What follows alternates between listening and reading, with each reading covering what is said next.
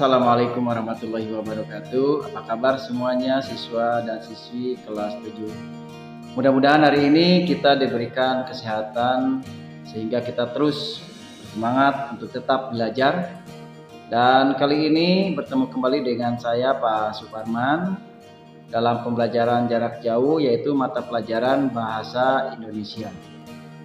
Baik siswa dan siswi yang berbahagia, untuk materi kali ini kita lanjut mengenai bab 3, yaitu tentang surat sebagai alat komunikasi. Pada bab 3 ini, yaitu mengenai surat sebagai alat komunikasi, tentunya kita lihat masa saat ini internet sudah banyak digunakan oleh orang untuk melakukan komunikasi. Tentunya berbeda ya pada zaman sebelum internet muncul, di mana saat itu surat sangat memegang peranan penting bagi pertukaran informasi. Sebenarnya hingga saat ini pun surat masih sering digunakan, baik itu dalam konteks komunikasi formal maupun fungsi lainnya.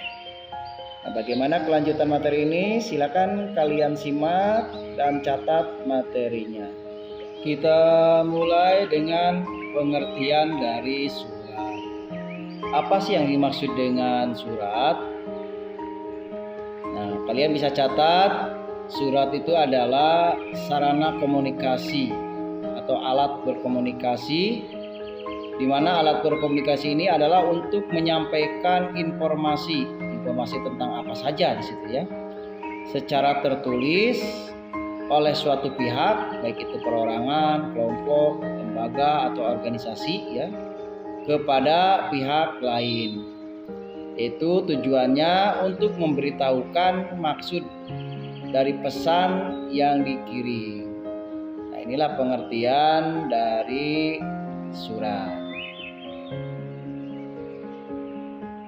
Adapun informasi yang diberikan di dalam surat itu bisa berupa pengantar, pemberitahuan, tugas, permintaan, perjanjian, pesanan, perintah, laporan, dan putusan.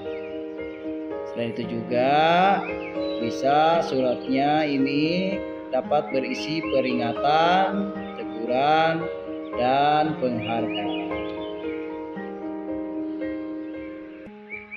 Dalam pengiriman surat ini pada umumnya dibutuhkan benda-benda pos, misalkan adanya perangko, amplop sebagai alat ganti bayar jasa pengiriman.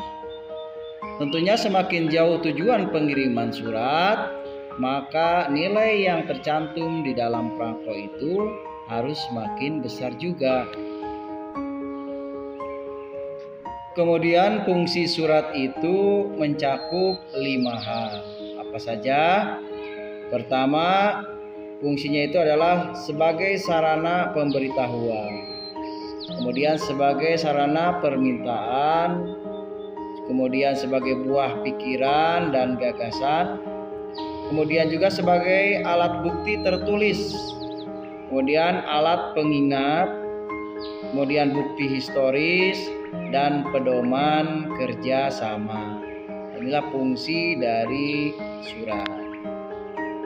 Berikutnya Bapak akan menayangkan video mengenai benda-benda pos yang digunakan dalam pengiriman surat.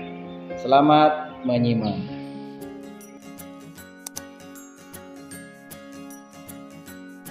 Benda-benda pos. Teman-teman Smart Point, ayo kita belajar mengenal benda-benda pos.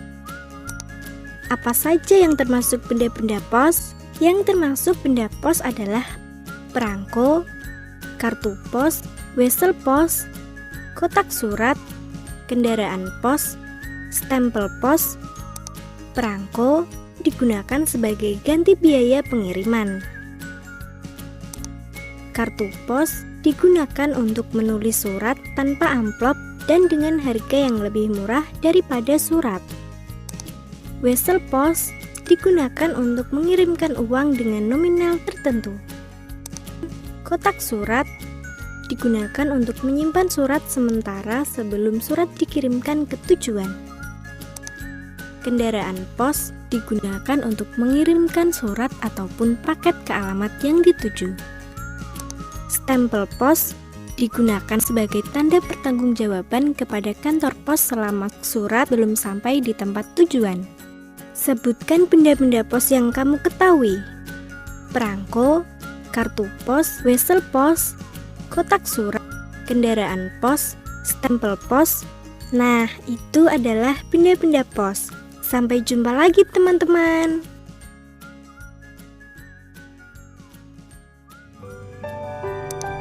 Keadaan siswi yang berbahagia, selesai sudah pertemuan kita kali ini bab 3, yaitu mengenai pengertian surat.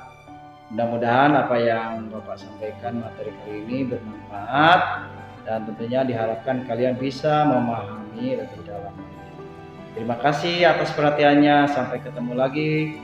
Wassalamualaikum warahmatullahi wabarakatuh.